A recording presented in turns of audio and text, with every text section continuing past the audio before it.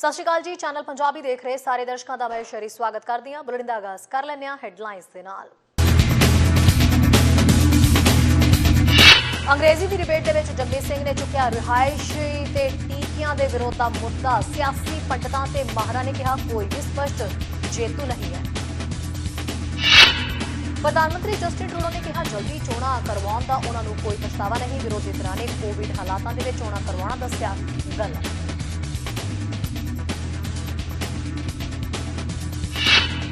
Vancouver general ਹਸਪਤਾਲ ਦੇ ਵਿੱਚ ਦੂਜੇ ਵਿਰੋਧ ਪ੍ਰਦਰਸ਼ਨ ਦੀ ਯੋਜਨਾ ਦੇ ਵਿੱਚ ਆਈ ਤਬਦੀਲੀ। ਸੋਮਵਾਰ ਨੂੰ ਵੈਕਸੀਨ ਵਿਰੋਧ ਦੇ ਪ੍ਰਭਾਵਾਂ ਦਾ ਡਰ। ਖਬਰਾਂ ਵਿਸਥਾਰ ਦੇ ਨਾਲ। ਜਿਵੇਂ ਚੋਣਾਂ ਦਾ ਦਿਨ ਨੇੜੇ ਆ ਰਿਹਾ ਹੈ, ਅਸੀਂ 20 ਸਤੰਬਰ ਨੂੰ ਸੂਚਿਤ ਚੋਣ ਕਰਨ ਦੇ ਵਿੱਚ ਤੁਹਾਡੀ ਮਦਦ ਕਰਨ ਲਈ ਕੈਨੇਡਾ ਦੇ ਸੰਘੀ ਨੇਤਾਵਾਂ ਦੇ ਨਾਲ ਸੰਪਰਕ ਕਰ ਰਹੇ ਹਾਂ। ਸੋ ਇਹ ਗੱਲ ਕਹੀ ਜਾ ਰਹੀ ਹੈ ਔਰ ਜਿੱਥੋਂ ਇਹ ਰਿਪੋਰਟਾਂ ਜਿਹੜੀਆਂ ਨਸ਼ਰ ਹੋ ਰਹੀਆਂ ਨੇ ਉਹਨਾਂ ਵੱਲੋਂ ਖਾਸ ਤੌਰ ਤੇ ਕੋਸ਼ਿਸ਼ ਕੀਤੀ ਜਾ ਰਹੀ ਹੈ ਕਿ ਹਰ ਲੀਡਰ ਤੱਕ ਪਹੁੰਚ ਕੀਤੀ ਜਾਏ, ਜਿਸ ਦੇ ਵਿੱਚ NDP ਲੀਡਰ ਜਗਮੀਤ ਸਿੰਘ ਨੇ ਸ਼ੁੱਕਰਵਾਰ ਨੂੰ ਰਿਹਾਇਸ਼ਾਂ ਦਾ ਤੇ ਟੀਕੇ ਦੇ ਵਿਰੋਧ ਦੇ ਉੱਤੇ ਚੋਣ ਮੁਹਿੰਮ ਦੀ ਸਮੁੱਚੀ ਸੁਰ ਸਮੇਤ ਵਿਸ਼ੇ ਦੀ ਵਿਸ਼ਾਲ ਸ਼੍ਰੇਣੀ ਬਾਰੇ ਗੱਲ ਰੱਖੀ ਹੈ। 5 ਮੁੱਖ ਪਾਰਟੀ ਨੇਤਾਵਾਂ ਦੀ ਦੌੜ ਦੀ ਪਹਿਲੀ ਤੇ ਇੱਕੋ ਇੱਕ ਅੰਗਰੇਜ਼ੀ ਬਹਿਸ ਦੇ ਵਿੱਚ ਹਿੱਸਾ ਲੈਣ ਤੋਂ ਬਾਅਦ ਸਵੇਰੇ ਇੱਕ ਦੂਜੇ ਦੇ ਨਾਲ ਗੱਲਬਾਤ ਹੋਈ। ਬਹੁਤ ਸਾਰੇ ਪੰਡਤਾਂ ਤੇ ਮਾਹਰਾਂ ਦੇ ਮੁਤਾਬਕ ਇਸ ਫਾਰਮੈਟ ਦੀ ਆਲੋਚਨਾ ਕੀਤੀ ਗਈ ਹੈ ਕਿ ਕੋਈ ਵੀ ਸਪਸ਼ਟ ਜੇਤੂ ਨਹੀਂ ਹੈ। ਇਸ ਦੇ ਬਾਵਜੂਦ ਜਗਮੀਤ ਸਿੰਘ ਸਮਝਦੇ ਨੇ ਕਿ ਉਹ ਆਪਣਾ ਇੱਕ ਕਦਮ ਰੱਖਣ ਦੇ ਵਿੱਚ ਕਾਮਯਾਬ ਰਹੇ ਸੀ। ਉਹਨਾਂ ਕਿਹਾ ਕਿ ਉਹ ਬਿਹਤਰ ਮਹਿਸੂਸ ਕਰ ਰਹੇ ਨੇ। ਮੈਂ ਸੱਚਮੁੱਚ ਉਤਸ਼ਾਹਿਤ ਹਾਂ। ਅਸੀਂ ਕੈਨੇਡੀਅਨਾਂ ਨੂੰ ਇਹ ਦਿਖਾਉਣ ਦੇ ਯੋਗ ਹੋਏ ਹਾਂ ਕਿ ਉਹਨਾਂ ਦੇ ਕੋਲ ਇਸ ਚੋਣ ਦੇ ਵਿੱਚ ਇੱਕ ਵਿਕਲਪ ਹੈ ਕਿ ਲੋਕ ਸਿਰਫ ਕੰਜ਼ਰਵੇਟਿਵ ਤੇ ਲਿਬਰਲ ਦੇ ਵਿੱਚ ਫਸੇ ਹੋਏ ਨਹੀਂ ਹੈ ਅਤੇ ਅਸੀਂ ਉਹ ਹਾਂ ਜੋ ਇਹ ਸੁਨਿਸ਼ਚਿਤ ਕਰਨ ਜਾ ਰਹੇ ਹਾਂ ਕਿ ਅਸੀਂ ਸਿਹਤ ਸੰਭਾਲ ਤੇ ਇਸ ਤੋਂ ਇਲਾਵਾ ਦੰਦਾਂ ਦੀ ਦੇਖਭਾਲ ਦੇ ਲਈ ਤੇ ਨਿਵੇਸ਼ਾਂ ਨੂੰ ਪ੍ਰਦਾਨ ਕਰਨ ਦੇ ਵੱਲ ਖਾਸ ਤੌਰ ਦੇ ਉੱਤੇ ਧਿਆਨ ਦੇ ਰਹੇ ਹਾਂ। ਉਹਨਾਂ ਕਿਹਾ ਕਿ ਅਸੀਂ ਇੱਕੋ ਇੱਕ ਅਜਿਹੀ ਪਾਰਟੀ ਹਾਂ ਜੋ ਲੋਕਾਂ ਦੀ ਲੋੜੀਂਦੀ ਮਦਦ ਕਰਨ ਜਾ ਰਹੀ ਹੈ ਤੇ ਜਿੰਨਾ ਪਹਿਲਾਂ ਹੀ ਇਸ ਮਹਾਮਾਰੀ ਦੇ ਵਿੱਚ ਸੌਖਾ ਜਿਹੜਾ ਉਹ ਸਮਾਂ ਨਹੀਂ ਦੇਖਿਆ, ਉਹਨਾਂ ਵਾਸਤੇ ਵੱਡੀ ਚੁਣੌਤੀ ਰਹੀ ਹੈ, ਜਿਸ ਦੇ ਨਾਲ ਇਸ ਵੇਲੇ NDP ਪਾਰਟੀ ਖੜੀ ਦਿਖਾਈ ਦੇ ਰਹੀ ਹੈ। ਸੋ ਇਸ ਤਰ੍ਹਾਂ ਜਗਮੀਤ ਸਿੰਘ ਨੇ ਕੱਲ੍ਹ ਦੀ ਡਿਬੇਟ ਤੋਂ ਬਾਅਦ ਆਪਣੇ ਵਿਚਾਰ ਵਿਮਰਸ਼ ਕੀਤੇ। ਉਧਰ ਕੋਵਿਡ-19 ਦੀ ਚੌਥੀ ਲਹਿਰ ਦੌਰਾਨ ਫੈਡਰਲ ਚੋਣਾਂ ਦਾ ਐਲਾਨ ਕਰਨਾ ਲਿਬਰਲ ਨੇਤਾ ਜਸਟਿਨ ਟਰੂਡੋ ਨੂੰ ਕਾਫੀ ਨਿਸ਼ਾਨੇ ਤੇ ਲਿਆ ਰਿਹਾ ਹੈ। ਜਿੱਥੇ ਵਿਰੋਧੀ ਧਿਰਾਂ ਬਾਰ-ਬਾਰ ਇਹਨਾਂ ਹਾਲਾਤਾਂ ਦੇ ਵਿੱਚ ਚੋਣਾਂ ਕਰਵਾਉਣਾ ਗਲਤ ਦੱਸ ਰਹੀਆਂ ਨੇ, ਉੱਥੇ ਹੀ ਜਸਟਿਨ ਟਰੂਡੋ ਨੇ ਬਾਰ-ਬਾਰ ਇਸ ਗੱਲ ਦੇ ਉੱਤੇ ਜ਼ੋਰ ਦਿੱਤਾ ਹੈ ਕਿ ਉਹਨਾਂ ਨੂੰ ਜਲਦੀ ਚੋਣਾਂ ਕਰਵਾਉਣ ਦਾ ਕੋਈ ਪਛਤਾਵਾ ਨਹੀਂ ਹੈ। ਟਰੂਡੋ ਨੇ ਬਾਰ-ਬਾਰ ਚੋਣਾਂ ਨੂੰ ਇੱਕ ਜ਼ਰੂਰਤ ਦੇ ਰੂਪ ਦੇ ਵਿੱਚ ਕਰਵਾਉਣ ਦੇ ਵੱਲ ਇਸ਼ਾਰਾ ਕੀਤਾ।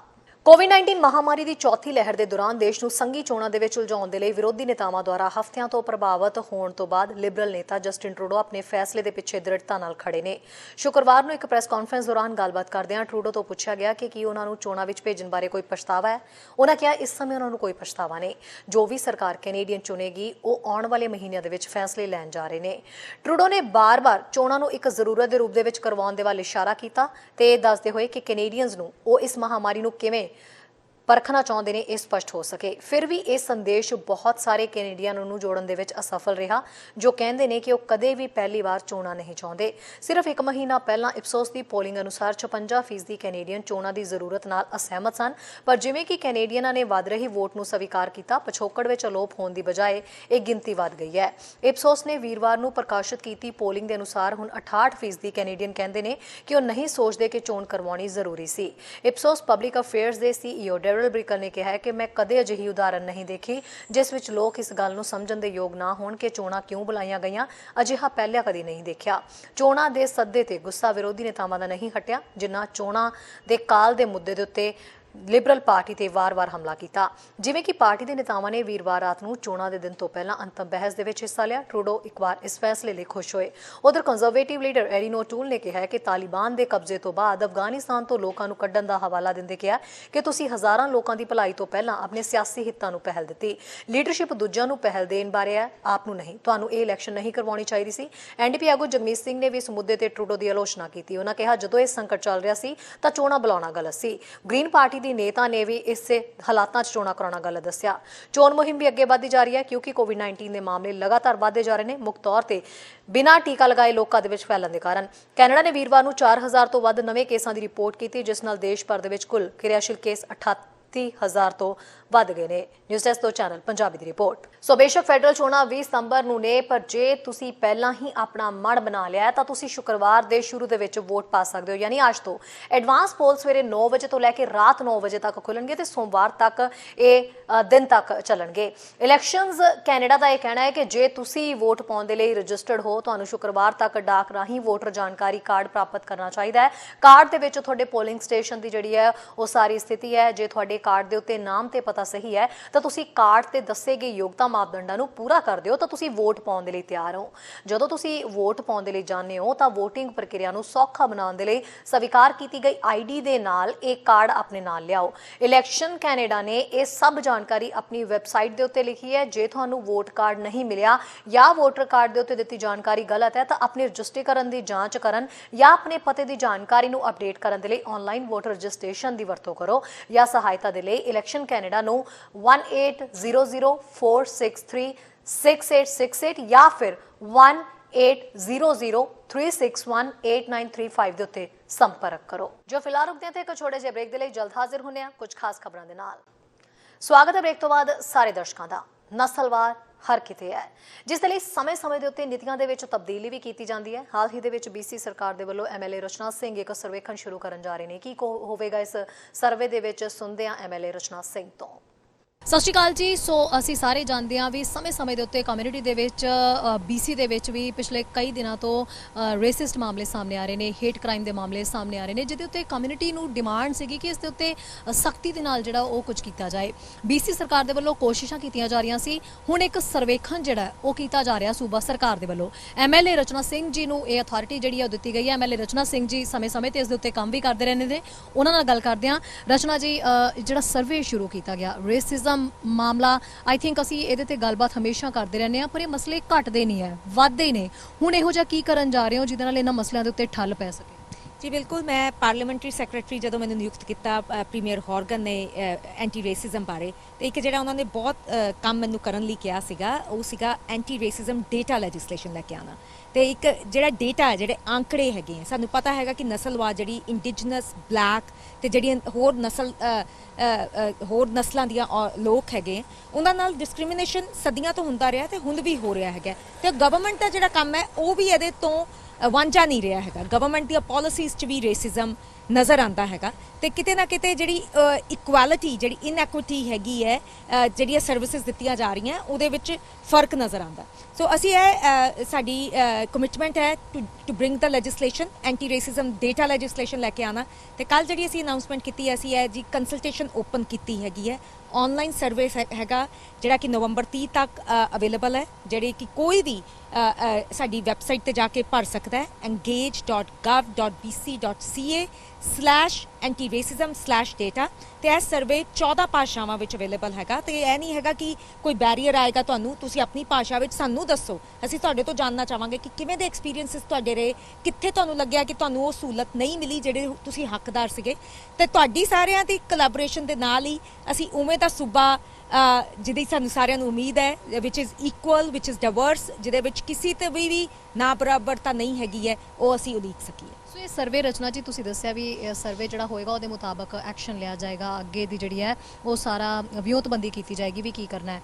ਇਹ ਸਰਵੇ ਹੁਣ ਜੇ ਹੁੰਦਾ ਹੈ, ਇਹਦਾ ਕੀ ਟਾਈਮਿੰਗ ਰਹੇਗਾ, ਕਿਵੇਂ ਲੋਕ ਉਹਦੇ ਤੇ ਜਾ ਸਕਦੇ ਨੇ, ਕੀ ਲਿਖਦੇ ਨੇ? ਤੁਸੀਂ ਵੈਬਸਾਈਟ ਜ਼ਰੂਰ ਦੱਸੀ ਹੈ, ਬਟ ਉਹ ਕੰਮ ਕਿਵੇਂ ਕਰੇਗਾ ਐਕਚੁਅਲ ਦੇ ਵਿੱਚ, ਲੋਕ ਉਹਦੇ ਵਿੱਚ ਕੀ ਭਰਨਗੇ, ਔਰ ਖਾਸ ਤੌਰ ਦੇ ਉੱਤੇ ਜਦੋਂ ਸਰਵੇ ਹੋ ਗਿਆ ਉਹਦੀ ਕੀ ਟਾਈਮਿੰਗ ਰਹੇਗੀ ਇੱਕ ਫਿਨਿਸ਼ ਹੋਣ ਦੀ, ਔਰ ਉਸ ਤੋਂ ਬਾਅਦ ਕੀ ਅੱਗੇ ਦੀ ਸਟ੍ਰੈਟਜੀ ਹੈ ਵੀ ਅੱਗੇ ਉਸ ਸਰਵੇ ਨੂੰ ਕਿਵੇਂ ਤੁਸੀਂ ਰਿਵਿਊ ਕਰੋਗੇ? ਬਿਲਕੁਲ ਜੀ, ਔਰ ਬਹੁਤ ਹੀ ਤੁਸੀਂ ਵਾਜਿਬ ਸਵਾਲ ਕੀਤਾ ਹੈਗਾ। ਸਿਰਫ ਇਹ ਨਹੀਂ ਅਸੀਂ ਤੁਹਾਡੇ ਤੋਂ ਇਨਪੁਟ ਨਹੀਂ ਲੈ ਰਹੇ ਹੈਗੇ, ਇਨਪੁਟ ਤੋਂ ਬਾਅਦ ਉਹਦੇ ਉੱਤੇ ਕੰਮ ਹੋਏਗਾ, ਕੰਕਰੀਟ ਐਕਸ਼ਨ ਪਲਾਨ ਹੈਗੀ। ਜਿਹੜਾ ਮੈਂ ਕਿਹਾ ਕਿ ਲੈਜਿਸਲੇਸ਼ਨ ਜਿਹੜਾ ਸਾਡਾ ਸਪ੍ਰਿੰਗ ਆਫ 2022 ਵਿੱਚ ਆਏਗਾ, ਤੁਸੀਂ ਇਹ ਤੁਹਾਡਾ ਸਰਵੇ ਸਾਨੂੰ ਬਹੁਤ ਜ਼ਿਆਦਾ ਸਹਾਇਕ ਰਹੇਗਾ ਸਾਡੇ ਲਈ ਕਿ ਉਸ ਲੈਜਿਸਲੇਸ਼ਨ ਵਿੱਚ ਕੀ ਹੋਣਾ ਚਾਹੀਦਾ ਹੈਗਾ, ਕਿਵੇਂ ਡੇਟਾ ਅਸੀਂ ਤੁਹਾਡੇ ਤੋਂ ਜਾਣਨਾ ਚਾਹਾਂਗੇ, ਕਿਹੜੀ ਇਨਫੋਰਮੇਸ਼ਨ ਤੁਸੀਂ ਸਾਨੂੰ ਦੇਣਾ ਚਾਹੁੰਦੇ ਹੋ। ਜਿਹੜਾ ਸਰਵੇ ਮੈਂ ਐਗਜ਼ਾਮਪਲ ਦੇਣਾ ਚਾਹੂੰਗੀ ਕਿ ਪਹਿਲੀ ਵਾਰ ਅਸੀਂ ਲੋਕਾਂ ਤੋਂ ਪੁੱਛ ਰਹੇ ਹਾਂ ਕਿ ਜਿਹੜੀ ਤੁਸੀਂ ਕੋਈ ਵੀ ਚਿੰਨ੍ਹ ਐਵੇਂ ਦਾ ਪਹਿਨਦੇ ਹੋ ਜਿਹੜਾ ਤੁਹਾਡਾ ਫੇਥ ਦਾ ਸਿੰਬਲ ਹੈ, ਬੇਸ਼ੱਕ ਉਹ ਪਗੜੀ ਹੈ, ਤੁਹਾਡਾ ਹਿਜਾਬ ਹੈ, ਕਿੱਪਾ ਹੈਗਾ, ਕਿਤੇ ਉਹ ਤੁਹਾਨੂੰ ਲੱਗਦਾ ਕਿ ਡਿਸਕ੍ਰਿਮੀਨੇਸ਼ਨ ਜਦ ਤੁਹਾਡੇ ਨਾਲ ਹੁੰਦਾ ਉਹਦਾ ਕਾਰਨ ਬਣਦਾ ਹੈਗਾ। So this is the first time ever these sort of questions are being asked and those are very important questions, ਕਿਉਂਕਿ ਅਸੀਂ ਜਾਣਦੇ ਹਾਂ ਕਿ ਲੋਕਾਂ ਨੂੰ ਡਿਸਕ੍ਰਿਮੀਨੇਸ਼ਨ ਤਰ੍ਹਾਂ ਦੇ ਤਰੀਕੇ ਨਾਲ ਹੁੰਦਾ ਹੈ ਔਰ ਜਿਵੇਂ ਦੀ ਤੁਹਾਡੀ ਦਿੱਖ ਹੈ ਉਹ ਕਾਫੀ ਜ਼ਿਆਦਾ ਅਸਰ ਪਾਉਂਦੀ ਹੈ ਕਿ ਕਿਵੇਂ ਤੁਸੀਂ ਡਿਸਕ੍ਰਿਮੀਨੇਟ ਹੁੰਦੇ ਹੈਗੇ ਹੋ। ਪਰ ਉਹ ਜਿਹੜੀ ਇਹਦੇ ਰਿਜ਼ਲਟਸ ਆਉਣਗੇ ਜਿਹੜੇ ਸਰਵੇ ਦੇ ਨਾਲ ਵੀ, ਪਰ ਨਾਲ ਹੀ ਨਾਲ ਮੈਂ ਦੱਸਣਾ ਚਾਹੂੰਗੀ ਕਿ ਇਹਦੇ ਨਾਲ ਇੰਡੀਵਿਜੂਅਲ ਕੰਸਲਟੇਸ਼ਨਸ ਵੀ ਹੋ ਰਹੀਆਂ। ਅਸੀਂ ਕਮਿਊਨਿਟੀਜ਼ ਤੋਂ ਬਹੁਤ ਸੁਣਿਆ ਕਿ ਉਹ ਆਪ ਕੰਸਲਟੇਸ਼ਨਸ ਕਰਨਾ ਚਾਹੁੰਦੇ ਹੈਗੇ ਹੈ ਇਸ ਇਸ਼ੂ ਦੇ ਉੱਤੇ। ਅਸੀਂ ਉਹਦੇ ਲਈ ਫੰਡਿੰਗ ਵੀ ਅਵੇਲੇਬਲ ਕੀਤੀ ਹੈਗੀ ਹੈ। 500 ਤੋਂ ਲੈ ਕੇ 30,000 ਤੱਕ ਕੋਈ ਵੀ ਬੰਦਾ, ਇੰਸਟੀਟਿਊਸ਼ਨ, ਆਰਗੇਨਾਈਜੇਸ਼ਨ ਅਪਲਾਈ ਕਰ ਸਕਦੇ ਹੋ ਉਸ ਫੰਡਿੰਗ ਲਈ। ਉਹਦੇ ਲਈ ਵੀ ਸਾਰੀ ਜਾਣਕਾਰੀ ਅਵੇਲੇਬਲ ਹੈ ਸਾਡੀ ਉਹੀ ਵੈਬਸਾਈਟ ਤੇ engage.gov.bc.ca/anti-racism/data ਦੇ ਉੱਤੇ। ਤੇ ਮੈਂ ਜ਼ਰੂਰ ਚਾਹੂੰਗੀ ਕਿ ਵੱਧ ਤੋਂ ਵੱਧ ਲੋਕੀ ਧਿਆਨ ਦੇਣ, ਜੇ ਤੁਹਾਡੇ 'ਚ ਕਪੈਸਿਟੀ ਹੈ ਕੰਸਲਟੇਸ਼ਨ ਕਰਨ ਦੀ, ਪੈਸ਼ਨ ਹੈਗਾ, please apply for that funding. ਤੇ ਨਾਲ ਹੈ ਕਿ ਅਸੀਂ policy work, that is what it is.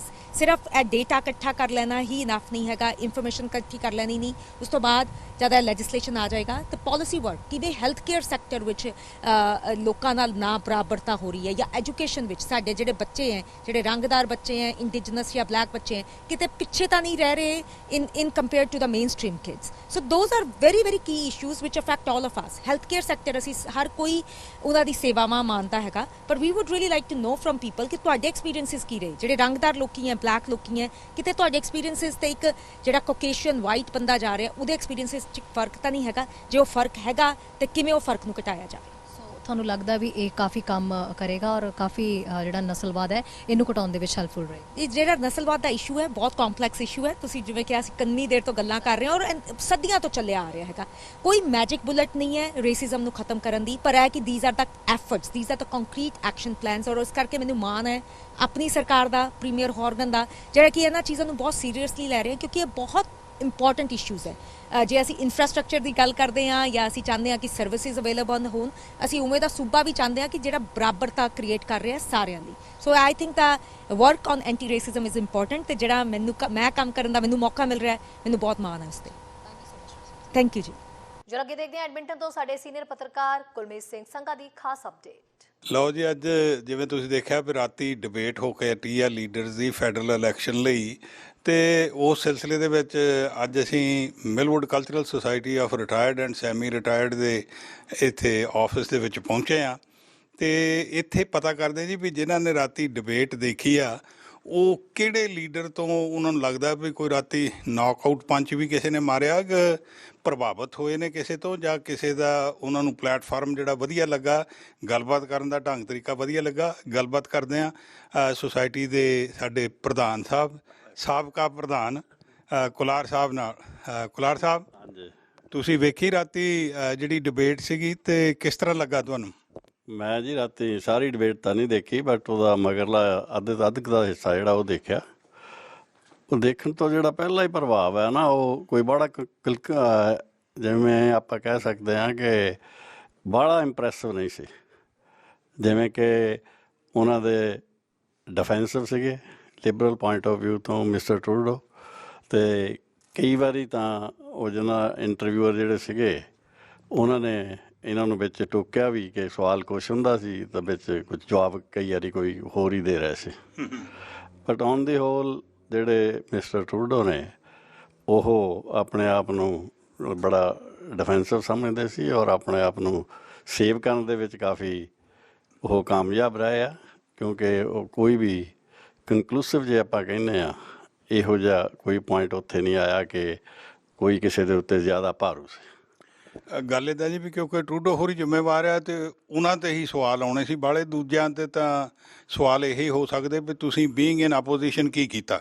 ਹਾਂਜੀ, ਸਵਾਲ ਤਾਂ ਤੁਹਾਡੀ ਗੱਲ ਠੀਕ ਹੈ, ਲੇਕਿਨ ਜਿਹੜਾ ਹੁਣ ਮੇਨ ਇਕਨੋਮਿਕਸ ਦਾ ਸਵਾਲ ਸੀ, ਇਮੀਗ੍ਰੇਸ਼ਨ ਦਾ ਵੀ ਸਵਾਲ ਸੀ, ਉਹਦੇ ਵਿੱਚ ਸੀਨੀਅਰ ਦਾ ਵੀ ਸਵਾਲ ਸੀ।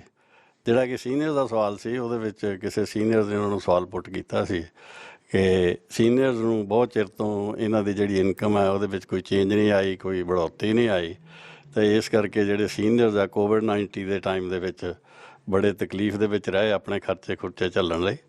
ਸੋ ਉਹਦੇ ਵਿੱਚ ਇਹ ਕਹਿੰਦੇ ਸੀਗੇ ਟਰੂਡੋ ਸਾਹਿਬ ਕਿ ਅਸੀਂ ਇਹਨਾਂ ਨੂੰ ਕੁਝ ਪੈਸੇ ਦਿੱਤੇ ਆ। ਉਹਦੇ 'ਤੇ ਫਿਰ ਜਿਹੜੇ ਕੰਜ਼ਰਵੇਟਿਵ ਦੇ ਲੀਡਰ ਹੈ ਉਹਨਾਂ ਨੇ ਕਿਹਾ ਕਿ ਤੁਸੀਂ 75 ਸਾਲ ਤੋਂ ਉੱਪਰ ਵਾਲਿਆਂ ਨੂੰ ਦਿੱਤੇ ਆ, ਵਟ ਅਬਾਊਟ ਦਾ ਅਦਰ ਸੀਨੀਅਰ ਜਿਹੜੇ 65 ਤੋਂ 75 ਵਾਲੇ ਆ, ਕਿ ਜੇ ਕਿਸੇ ਨੂੰ ਵੀ ਕੋਈ ਏਡ ਮਿਲਦੀ ਹੈ ਅਤੇ ਉਹ ਯੂਨੀਫਾਰਮ ਹੋਣੀ ਚਾਹੀਦੀ ਹੈ। ਤੇ ਥੋੜ੍ਹੀ ਜਾਂ ਬਾਹਲੀ ਜੋ ਵੀ ਹੈ, ਸੋ ਇਹ ਨਹੀਂ ਕਿ ਤੁਸੀਂ ਉਹਨਾਂ ਦੇ ਵਿੱਚ ਡਿਵੀਜ਼ਨ ਕਰੋ ਕਿ ਅੱਧਿਆਂ ਕੁ ਨੂੰ ਦੇ ਦਿਓ ਕੋਈ ਹੈਲਪ ਤਾਂ ਅੱਧਿਆਂ ਨੂੰ ਨਾ ਦਿਓ। ਸੋ ਵੈਸੇ ਓਵਰਆਲ ਜਿਹੜਾ ਉਹਨਾਂ ਦਾ ਵੀ ਪਿਛਲਾ ਟੈਨਿਓਰ ਹੈਗਾ ਟਰੂਡੋ ਹੋਰਾਂ ਦਾ, ਜਾਂ ਜਿਹੜੇ ਉਹਨਾਂ ਨੇ ਇਹ ਕੋਵਿਡ-19 ਦੇ ਦੌਰਾਨ ਕੰਮਕਾਰ ਕੀਤੇ ਆ, ਤੁਹਾਨੂੰ ਕਿਵੇਂ ਲੱਗਦੇ ਆ? ਜਿੱਥੋਂ ਤੱਕ ਉਹਨਾਂ ਦਾ ਟੈਨੋਰ ਦਾ ਖਿਆਲ ਆ ਸੰਘਾ ਸਾਹਿਬ, ਉਹ ਤਾਂ ਆਪਾਂ ਜਾਣਦੇ ਹੀ ਹਾਂ ਕਿ ਜਦੋਂ ਮਾਈਨੋਰਿਟੀ ਗਵਰਨਮੈਂਟ ਹੈ, ਮਾਈਨੋਰਿਟੀ ਗਵਰਨਮੈਂਟ ਦੇ ਹਿਸਾਬ ਦੇ ਨਾਲ ਟਰੂਡੋ ਹੈਵ ਬੀਨ ਸਕਸੈਸਫੁਲ। ਔਰ ਸਪੈਸ਼ਲੀ ਜਿਹੜੇ ਸਰਕਮਸਟਾਂਸਿਸ ਹੈ ਜਿਵੇਂ ਕਿ ਕੋਵਿਡ-19, ਇਹ ਇੱਕ ਅਲਾਮਤ ਹੈ ਔਰ ਇਹ ਅਚਾਨਕ ਹੈ, ਨੈਚੁਰਲ ਹੈ। ਸੋ ਇਹ ਵਰਲਡ ਵਾਈਡ ਫਿਨੋਮੀਨਾ ਹੈ। ਸੋ ਇਹਨਾਂ ਹਾਲਤਾਂ ਦੇ ਵਿੱਚ he has manage it very well. ਜਿਹੜੀ ਹੁਣ ਵੈਕਸੀਨ ਹੈ, ਆਪਾਂ ਜਿਵੇਂ ਕਿ ਅਮਰੀਕਾ ਆ, ਅਮਰੀਕਾ ਨਾਲੋਂ ਜਿਹੜੀ ਸਾਡੀ ਪੋਜੀਸ਼ਨ ਹੈ ਉਹ ਬਹੁਤ ਵਧੀਆ, ਸਾਡੀ ਗਵਰਨਮੈਂਟ ਨੇ ਜ਼ਿਆਦਾ ਵਧੀਆ ਕੰਮ ਕੀਤਾ ਹੈ। ਜੇ ਆਪਾਂ ਈਵਨ ਯੂਰਪ ਨਾਲ ਵੀ ਇਹਨੂੰ ਮੈਚ ਕਰਦੇ ਹਾਂ, ਔਰ ਈਵਨ ਸਟਿਲ ਆਵਰ ਇਕੋਨਮੀ ਜੋ ਡਿਬੇਟਸ ਦੇ ਵਿੱਚੋਂ ਮੈਨੂੰ ਮੈਂ ਪਿਕਅਪ ਕਰ ਸਕਿਆ ਕਿ ਇਹਨਾਂ ਨਾਲ ਜਿਹੜੀ ਆਪਣੀ ਇਕੋਨਮੀ ਹੈ ਉਹ ਸਟਿਲ ਔਨ ਗੁੱਡ ਫੁਟਿੰਗ ਹੈ, ਹਾਲਾਂਕਿ ਭਾਵੇਂ ਇਹਨਾਂ ਨੂੰ ਕਾਫੀ ਪੈਸਾ ਜਿਹੜਾ ਉਹ ਚੱਕਣਾ ਪਿਆ। Thank you. ਲਓ ਹੁਣ ਗੱਲਬਾਤ ਕਰਦੇ ਹਾਂ ਚਮਕੌਰ ਸਿੰਘ ਮਾਲ ਹੋਰਾਂ ਨਾਲ। ਮਾਲ ਸਾਹਿਬ, ਤੁਸੀਂ ਕਿਵੇਂ ਇਸ ਡਿਬੇਟ ਨੂੰ ਦੇਖਦੇ ਆ? ਡਿਬੇਟ ਐਕਚੁਅਲੀ ਮੈਂ ਕੱਲ੍ਹ ਵਾਲੀ ਡਿਬੇਟ ਤਾਂ ਦੇਖੀ ਨਹੀਂ। ਵੈਸੇ ਓਵਰਆਲ ਮੈਂ ਲਿਬਰਲ ਦਾ ਪੀਰੀਅਡ ਦਾ ਜਿਹੜਾ ਟਰੂਡੋ ਪ੍ਰਧਾਨ ਮੰਤਰੀ ਰਹੇ ਆ, ਮੈਨੂੰ ਤਾਂ ਉਹ ਸਾਰਿਆਂ ਪਾਸੋਂ ਸਕਸੈਸਫੁਲ ਲੱਗਦੇ ਨੇ। ਕਲਾਈਮੇਟ ਦਾ ਵੀ ਜਿਹੜਾ ਇਫੈਕਟ ਹੈ ਉਹਦਾ ਵੀ ਉਹਨਾਂ ਨੇ ਕਾਫੀ ਕੰਟਰੋਲ ਕੀਤਾ ਹੈ। ਬਾਕੀ ਇਮੀਗ੍ਰੇਸ਼ਨ ਦਾ ਵੀ ਉਹਨਾਂ ਨੇ ਕੋਟਾ ਵਧਾਇਆ ਹੈ।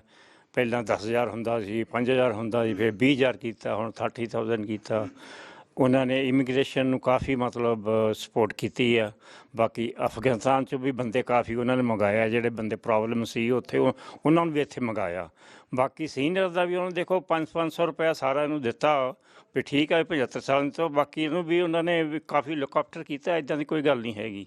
ਵੀ ਮੈਨੂੰ ਤਾਂ ਲਿਬਰਲ ਦੀ ਪਾਲਿਸੀ ਜਿਹੜੀ ਲੱਗੀ ਹੈ ਬਹੁਤ ਵਧੀਆ ਲੱਗੀ ਹੈ, ਵੀ ਖਾਸ ਕਰਕੇ ਇਮੀਗ੍ਰੈਂਟਾਂ ਵਾਸਤੇ, ਓਵਰਆਲ ਪੂਰੇ ਕੈਨੇਡਾ ਵਾਸਤੇ ਬਹੁਤ ਵਧੀਆ ਲੱਗੀ ਹੈ। ਵੀ ਅਸੀਂ ਤਾਂ ਉਹਨੂੰ ਪੂਰੀ ਫੁੱਲੀ ਸਪੋਰਟ ਕਰਦੇ ਹਾਂ। ਮੈਂ ਤਾਂ ਐਕਚੁਅਲੀ ਟਰੂਡੋ ਨੂੰ ਵੀ ਵਰਲਡ ਹੀਰੋ ਮੰਨਦਾ ਹੈਗਾ। ਬਾਕੀ ਐਜ਼ ਏ ਪ੍ਰਧਾਨ ਮੰਤਰੀ ਜਨਰਲ ਵੀ, ਅਤੇ ਮੈਨੂੰ ਤਾਂ ਪੂਰਾ ਸਕਸੈਸਫੁਲ ਲੱਗਦਾ ਬੰਦਾ। ਥੈਂਕ ਯੂ ਮਾਲ ਸਾਹਿਬ। ਮੈਨੂੰ ਲੱਗਦਾ ਵੀ ਤੁਸੀਂ ਕਮਿਟਡ ਲਿਬਰਲ ਲੱਗਦੇ ਆ। ਬਿਲਕੁਲ ਕਮਿਟਡ, ਪੂਰੇ ਫੁੱਲੀ 100%। ਔਰ ਮੈਂ ਸਪੋਰਟ ਕਰਦਾ ਪੂਰਾ ਜੀ, ਬਿਲਕੁਲ ਲਿਬਰਲ ਨੇ ਅਤੇ ਉਹਨੇ ਪਾਲਿਸੀਆਂ ਤੋਂ। ਹਾਂਜੀ, ਲਓ ਹੁਣ ਅਸੀਂ ਇੰਦਰਜੀਤ ਸਿੰਘ ਗਰੇਵਾਲ ਹੋਰਾਂ ਨਾਲ ਗੱਲ ਕਰਦੇ ਹਾਂ। ਗਰੇਵਾਲ ਸਾਹਿਬ, ਤੁਸੀਂ ਦੇਖੀ ਡਿਬੇਟ, ਕਿਵੇਂ ਲੱਗੀ? ਹਾਂਜੀ, ਦੇਖੀ ਸੀ ਡਿਬੇਟ, ਠੀਕ ਸੀ ਡਿਬੇਟ। ਮਤਲਬ ਕਿ ਜਦੋਂ ਮੈਂ ਪਹਿਲਾਂ ਵੀ ਦੱਸਦਾ ਵੀ ਕੋਈ ਨੌਕਆਊਟ ਪੰਚ ਤਾਂ ਨਹੀਂ ਹੋਇਆ ਕਿਸੇ ਦਾ, ਪਰ ਫਿਰ ਵੀ ਟਰੂਡੋ ਸਾਹਿਬ ਜਿੱਦਾਂ ਕਿ, ਕਿਉਂਕਿ ਟਰੂਡੋ ਸਾਹਿਬ ਇਸ ਵੇਲੇ ਆਪਣੇ ਪ੍ਰਾਈਮ ਮਿਨਿਸਟਰ ਆ ਇੱਥੇ ਦੇ ਪ੍ਰੀਮ, ਉਹਨਾਂ ਨੇ ਜਿਹੜੀ ਵੀ ਗੱਲਬਾਤ ਹੋਣੀ ਉਹਨਾਂ ਕੋਈ ਪੁੱਛਣਾ ਸੀ ਕਿ ਉਹਨਾਂ ਦੀ ਸਰਕਾਰ ਸੀਗੀ ਉਹਨਾਂ ਤੋਂ, ਕਿਉਂ ਸਾਰੇ ਪਾਸੋਂ ਜ਼ੋਰ ਉਹਨਾਂ ਦਾ ਹੀ ਲੱਗਾ ਸੀਗਾ ਵੀ ਕਿਸੇ ਨਾ ਕਿਸੇ ਤਰ੍ਹਾਂ ਇਹਨਾਂ ਨੂੰ ਕਿਸੇ ਨੇ ਨੌਕਆਊਟ ਕੀਤਾ ਜਾਵੇ। ਪਰ ਟਰੂਡੋ ਸਾਹਿਬ ਨੇ ਬਹੁਤ ਚੰਗੀ ਤਰ੍ਹਾਂ ਆਪਣੇ ਆਪ ਨੂੰ ਆਪਣਾ ਬਚਾਅ ਕੀਤਾ, ਡਿਫੈਂਸ ਕੀਤੀ, ਅਤੇ ਇਹਨੂੰ ਦੱਸਿਆ ਵੀ ਅਸੀਂ ਆਹ ਕੰਮ ਕਰ ਰਹੇ ਹਾਂ, ਅਤੇ ਉਹ ਕੰਮ ਵੀ ਬੜੇ ਵਧੀਆ ਕੀਤੇ। ਹੋਰ ਜਿਹੜੀ ਕੋਵਿਡ ਵਿੱਚ ਉਹਨਾਂ ਨੇ ਲੋਕਾਂ ਦੀ ਸਹਾਇਤਾ ਕੀਤੀ ਆ, ਇਹ ਸਾਨੂੰ ਮਤਲਬ ਕਿ ਰੱਬ ਦੇ ਸ਼ੁਕਰਗੁਜ਼ਾਰ ਹੋਣੇ ਚਾਹੀਦੇ ਆ ਕਿ ਸਾਡੇ ਕੋਲ ਲਿਬਰਲ ਗੌਰਮੈਂਟ ਸੀਗੀ ਉਸ ਵੇਲੇ। ਜੇ ਕੋਈ ਹੋਰ ਗੌਰਮੈਂਟ ਹੁੰਦੀ ਕੋਈ, ਹੋ ਸਕਦਾ NDP ਵਾਲੇ ਹੁੰਦੇ ਤਾਂ ਵੱਖਰੀ ਗੱਲ ਸੀਗੀ। ਜੇ ਹੋਰ ਕੁਝ ਹੁੰਦੇ ਤਾਂ ਉਹਨਾਂ ਨੇ ਇੰਨੀ ਲੋਕਾਂ ਦੀ ਸਹਾਇਤਾ ਨਹੀਂ ਕਰਨੀ ਸੀਗੀ। ਤੁਹਾਨੂੰ ਲੱਗਦਾ ਵੀ ਜੇ NDP ਸਰਕਾਰ ਹੁੰਦੀ ਤੇ ਇਸ ਤੋਂ ਵਧੀਆ ਹੋ ਸਕਦਾ? ਇੱਕ ਫਾਰਮਾ ਕੇਅਰ ਦੀ ਗੱਲ NDP ਵਾਲੇ ਕਰਦੇ ਆ, ਇਹਨਾਂ ਤੋਂ ਐਕਸਟਰਾ ਹੋਰ ਕਿਹੜੀ ਹੈ ਜੀ? ਹੋਰ ਕੋਈ ਨਵਾਂ ਜਿਹੜੇ ਘਰਾਂ ਦੀ ਸਕੀਮ ਵੀ ਉਹਨੇ NDP ਨੇ ਦਿੱਤੀ ਹੈ ਇਸ ਵੇਲੇ।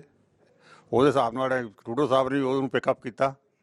ਹੁਣ ਉਹਦੇ ਹਿਸਾਬ ਨਾਲ ਹੀ ਦੂਜਾ ਕੰਜ਼ਰਵੇਟਿਵ ਵੀ ਕਰ ਰਿਹਾ ਵੀ ਅਸੀਂ ਵੀ ਕੁਝ ਨਾ ਕੁਝ ਕਰਾਂਗੇ ਉਸ ਬਾਰੇ। ਮਤਲਬ ਕਿ ਜੇ ਕੰਜ਼ਰਵੇਟਿਵ ਵੀ ਆਪਣੀ ਲਾਈਨ ਤੋਂ ਉਤਰ ਚੁੱਕੇ ਆ, ਉਹਨਾਂ ਨੂੰ ਪਤਾ ਵੀ ਲੋਕਾਂ ਦੀ ਸਹਾਇਤਾ ਕਰਾਂਗੇ ਤਾਂ ਕੁਝ ਬਣੂਗਾ, ਨਹੀਂ ਤਾਂ ਕੁਝ ਨਹੀਂ ਬਣਨਾ। ਸੋ ਤੁਹਾਨੂੰ ਲੱਗਦਾ ਵੀ ਲੋਕਾਂ ਨੇ ਆਪਣਾ ਮਨ ਬਣਾ ਲਿਆ ਹੋਵੇਗਾ ਇਹ ਗੱਲਬਾਤ ਸੁਣ ਕੇ, ਡਿਬੇਟ ਜਿਹੜੀ ਹੈ ਵੀ ਵੋਟ ਕਿਹਨੂੰ ਪਾਉਣੀ ਆ? ਹੋ ਸਕਦਾ ਹੈ ਮੈਂ ਵੀ ਥੋੜ੍ਹੇ ਜਿਹੇ ਬੰਦੇ ਹੋਣਗੇ ਜਿਹੜੇ ਨਹੀਂ ਸੋਚਿਆ ਹੋਊਗਾ। ਇਹਦੇ 80 or 90% ਲੋਕਾਂ ਨੇ ਆਪਣਾ ਮਨ ਵਿਚਾਰ ਬਣਾ ਲਿਆ ਹੈ, ਕਿਉਂਕਿ ਸਾਰੇ 10 ਦਿਨ ਰਹਿ ਗਏ ਬਾਕੀ ਇਲੈਕਸ਼ਨ ਦੇ ਵਿੱਚ। ਇਸ ਕਰਕੇ ਮੇਰਾ ਖਿਆਲ ਆ ਵੀ ਟਰੂਡੋ ਸਾਹਿਬ ਮਤਲਬ ਕਿ ਵਿਨਰ ਰਹਿਣਗੇ। ਠੀਕ ਹੈ, ਹਾਂਜੀ, ਥੈਂਕ ਯੂ ਜੀ। ਹਾਂਜੀ ਜਨਾਬ। ਗੁਰਮੀਤ ਜੀ, ਮੈਂ ਰਾਤ ਡਿਬੇਟ ਤਾਂ ਨਹੀਂ ਦੇਖੀ, ਹਾਂਜੀ, ਪਰ ਓਵਰਆਲ ਦੇਖਿਆ ਜਾਵੇ ਵੈਸੇ ਤਾਂ ਆਪਣੇ ਪ੍ਰਾਈਮ ਮਿਨਿਸਟਰ ਨੇ ਟਰੂਡੋ ਸਾਹਿਬ ਵਧੀਆ ਕੰਮ ਹੀ ਕੀਤਾ ਜੀ। ਆਲਮੋਸਟ ਕੋਈ ਮਾੜੀ ਗੱਲ ਤਾਂ ਕਰੀ ਨਹੀਂ ਹੈ ਜੀ। ਨਹੀਂ ਦੇਖੋ ਗੱਲ ਸੁਣੋ, ਆਪਾਂ ਇੱਥੇ ਰਹਿੰਦੇ ਆ ਕੈਨੇਡਾ ਦੇ ਵਿੱਚ, ਇਲੈਕਸ਼ਨਾਂ ਹੋ ਰਹੀਆਂ, ਆਪਾਂ ਬਹੁਤੀ ਵਾਰੀ ਪੰਜਾਬ ਦਾ ਬਹੁਤ ਫਿਕਰ ਕਰਦੇ ਆ, ਇੱਥੋਂ ਕੈਨੇਡਾ ਦੀ ਹੁਣ ਇਲੈਕਸ਼ਨ ਹੋ ਰਹੀ ਹੈ ਤੇ ਆਪਣਾ ਜਿਹੜਾ ਵੀ ਡਿਬੇਟ ਨਹੀਂ ਦੇਖ ਰਿਹਾ ਵੀ ਲੀਡਰ ਕੀ ਕਹਿ ਰਿਹਾ ਆ। ਵੈਸੇ ਮੈਨੂੰ ਪਤਾ ਵੀ ਤੁਸੀਂ ਸਾਰੇ ਅਵੇਅਰ ਤਾਂ ਬਹੁਤ ਆ ਕਿਉਂਕਿ ਖਬਰਾਂ ਦੇਖਦੇ ਆ ਸੁਣਦੇ ਆ, ਪਰ ਥੋੜਾ ਜਿਹਾ ਲੱਗਦਾ ਵੀ ਤੁਹਾਨੂੰ ਲੱਗਦਾ ਵੀ ਟਰੂਡੋ ਹੋਰਾਂ ਦਾ ਇਹਦੇ 'ਚ ਹੱਥ ਉੱਤੇ ਲੱਗਦਾ? ਲੱਗਦਾ ਤਾਂ ਹੈ ਜੀ, ਇਸ ਵਾਰ ਲੱਗ ਰਿਹਾ ਜੀ, ਕਿਉਂਕਿ ਕਾਫੀ ਇਹਨਾਂ ਨੇ ਟੇਕ ਕੇਅਰ ਕੀਤੀ ਹੈ ਜੀ। ਜਿਸ ਤਰ੍ਹਾਂ ਕੋਵਿਡ ਦੇ ਵਿੱਚ ਕਾਫੀ ਹੈਲਪ ਕੀਤੀ ਹੈ ਜੀ ਲੋਕਾਂ ਦੀ। ਸੋ ਇਹਦਾ ਮਤਲਬ ਵੀ ਜਿਹੜੇ ਕੋਵਿਡ ਵੇਲੇ ਉਹਨਾਂ ਨੇ ਲੋਕਾਂ ਦੀ ਮਦਦ ਕੀਤੀ, ਉਹਦੇ ਕਾਰਨ ਉਹਨਾਂ ਦਾ ਹੱਥ ਉੱਤੇ। ਡਿਬੇਟ ਦੇ ਵਿੱਚ ਉਹ ਕੋਈ ਇਦਾਂ ਦੀ ਗੱਲ ਨਹੀਂ ਹੈ ਵੀ ਬਹੁਤ ਵਧੀਆ ਪਰਫਾਰਮੈਂਸ, ਆਪਣੇ ਆਪ ਨੂੰ ਬਹੁਤਾ ਉਹ ਮਤਲਬ ਹਾਂਜੀ ਡਿਬੇਟ ਦੇ ਵਿੱਚ ਡਿਫੈਂਡ ਨਹੀਂ ਕਰ ਸਕੇ ਜੀ। ਧੰਨਵਾਦ ਜੀ, ਥੈਂਕ ਯੂ ਜੀ। Thank you. ਹਾਂਜੀ ਸਤਿ ਸ਼੍ਰੀ ਅਕਾਲ ਜਨਾਬ, ਤੁਸੀਂ ਕੀ ਆਖੋਗੇ ਜਿਹੜੀ ਰਾਤੀ ਡਿਬੇਟ ਹੋ ਕੇ? ਡਿਬੇਟ ਇਹ ਹੈ ਜੀ, ਜਿਹੜੀ ਕੰਜ਼ਰਵੇਟਿਵ ਤੇ ਲਿਬਰਲ ਤਕਰੀਬਨ ਬਰਾਬਰ ਚੱਲ ਰਹੀ ਆ, ਤੇ ਜਿਹੜਾ ਹੈਗਾ ਜਗਜੀਤ ਸਿੰਘ ਉਹ ਵੀ ਉੱਭਰ ਰਿਹਾ, ਤਾਂ ਐਸੀ ਕੋਈ ਗੱਲ ਨਹੀਂ ਹੈਗੀ। ਉਹ ਕਾਫੀ ਮਤਲਬ ਇਸ ਵੇਲੇ ਪਿਛਲੇ ਇਲੈਕਸ਼ਨ ਨਾਲੋਂ ਐਤਕੀ ਥੋੜ੍ਹਾ ਅੱਪ ਆ, ਪਰ ਇਹ ਜਿਹੜੇ ਦੋ ਬਰਾਬਰ ਚੱਲ ਰਹੇ ਆ। ਅੱਛਾ, ਜਿਹੜੇ ਆਪਣੇ ਕੰਜ਼ਰਵੇਟਿਵ ਆ ਜਾਂ ਲਿਬਰਲ ਹੈਗੇ ਆ, ਇਹਨਾਂ ਦੀ ਤੁਸੀਂ ਮੇਨ ਮਤਲਬ ਜਿਹੜੇ ਹੈਗੇ ਆ ਫਰਕ ਕੀ ਹੈ ਜੀ ਇਹਨਾਂ ਦੋਨਾਂ ਦੇ? ਫਰਕ ਕੋਈ ਖਾਸ ਨਹੀਂ ਹੈਗਾ ਜੀ, ਦੇਸ਼ ਵਾਸਤੇ ਦੋਵੇਂ ਕੰਮ ਕਰਦੇ। ਐਸੀ ਗੱਲ ਨਹੀਂ ਹੈ ਕਿ ਦੋਵੇਂ ਪਾਰਟੀਆਂ ਜਿਹੜੀਆਂ ਉਹ ਸਾਰੇ ਦੇਸ਼ ਲਈ ਸੋਚਦੀਆਂ, ਪਬਲਿਕ ਲਈ ਵੀ ਸੋਚਦੀਆਂ। ਐਸੀ ਕੋਈ ਗੱਲ ਨਹੀਂ ਹੈਗੀ। ਆਪਾਂ ਤੇ ਮੈਂ ਤੇ ਬਹੁਤਾ ਨਹੀਂ ਸਮਝਦਾ ਵੀ ਜੇ ਹੁਣ ਟਰੂਡੋ ਨੇ ਮਤਲਬ 6 ਸਾਲ ਹੋ ਗਏ, ਕਈ ਗੱਲਾਂ 'ਚ ਉਹ ਕਹਿੰਦੇ ਆ ਵੀ ਆਹ ਕੰਮ ਨਹੀਂ ਕੀਤਾ, ਉਹ ਨਹੀਂ ਕੀਤਾ, ਉਹ ਵੀ ਇਲਜ਼ਾਮ ਲਾਉਂਦੇ। ਜਦੋਂ ਓਪੋਜੀਸ਼ਨ ਹੁੰਦੀ ਹੈ ਨਾ, ਉਹ ਤਕਰੀਬਨ ਜਿਹੜੀ ਮੌਜੂਦਾ ਪਾਰਟੀ ਉਹਦੇ 'ਤੇ ਇਲਜ਼ਾਮ ਲਾਉਣੀ ਆ, ਕਿਉਂਕਿ ਉਹਨਾਂ ਕੋਲ ਬੜਾ ਉਹਨਾਂ ਕੋਲ ਹੁੰਦਾ ਟਾਈਮ ਹੁੰਦਾ ਬੋਲਣ ਦਾ। ਜਿਹੜਾ ਜ਼ਿੰਮੇਵਾਰ ਬੰਦਾ ਉਹ ਮਤਲਬ ਥੋੜ੍ਹਾ ਜਿਹਾ ਸਮਝ ਸੋਚ ਕੇ ਬੋਲਦਾ। ਬਹੁਤ ਬਹੁਤ ਧੰਨਵਾਦ ਜੀ, ਥੈਂਕ ਯੂ। ਅਸੀਂ ਤਾਂ ਲੇਬਰ ਪਾਰਟੀ ਨੂੰ ਜੀ, ਸਾਡੇ ਸੀਨੀਅਰ ਦੀ ਖਾਤਰ ਉਹਨਾਂ ਨੇ ਇੰਨਾ ਬਹੁਤ ਸੋਚਿਆ, ਅਸੀਂ ਤਾਂ ਉਹਦੇ ਹੱਕ 'ਚ ਹਾਂ ਜੀ, ਲਿਬਰਲ ਪਾਰਟੀ ਦੇ। Thank you. ਲਓ ਜੀ, ਆ ਤੁਸੀਂ ਗੱਲਬਾਤ ਸੁਣੀ ਆ, ਇੱਥੇ Millwood cultural society of retired and semi retired ਦੇ ਨਾਲ ਕੀਤੀ ਆ ਗੱਲ, ਤੇ ਉਹਨਾਂ ਨੇ ਆਪੋ ਆਪਣੇ ਵਿਚਾਰ ਦਿੱਤੇ ਨੇ, ਜਿਹੜੀਆਂ ਗੱਲਾਂ ਬਾਤਾਂ ਉਹਨਾਂ ਸੁਣੀਆਂ ਜਾਂ ਜਾਣੀਆਂ ਨੇ। ਚੈਨਲ ਪੰਜਾਬੀ ਲਈ ਕੁਲਮੀਤ ਸਿੰਘ ਸੰਘਾ, ਐਡਮਿੰਟਨ। ਸੋ ਖਬਰਾਂ ਤੇ ਜਾਣਕਾਰੀਆਂ ਦਾ ਸਿਲਸਿਲਾ ਫਿਲਹਾਲ ਇੱਥੇ ਮੁੱਕਦਾ। ਨਵੀਆਂ ਤੇ ਤਾਜ਼ਾ ਖਬਰਾਂ ਲੈ ਕੇ ਫਿਰ ਤੋਂ ਹਾਜ਼ਰ ਹੋਵਾਂਗੇ। ਇਜਾਜ਼ਤ ਚਾਹੁੰਦੇ ਹਾਂ, ਧੰਨਵਾਦ। ਸਾਡਾ ਹਰ ਇੱਕ ਪ੍ਰੋਗਰਾਮ ਦੇਖਣ ਤੇ ਸਾਡੇ ਨਾਲ ਜੁੜਨ ਲਈ ਸਬਸਕ੍ਰਾਈਬ ਕਰੋ ਚੈਨਲ ਪੰਜਾਬੀ ਤੇ ਨੋਟੀਫਿਕੇਸ਼ਨ ਲਈ ਬੈਲ ਆਈਕਨ ਵਾਲੇ ਬਟਨ ਤੇ ਕਲਿੱਕ ਕਰੋ।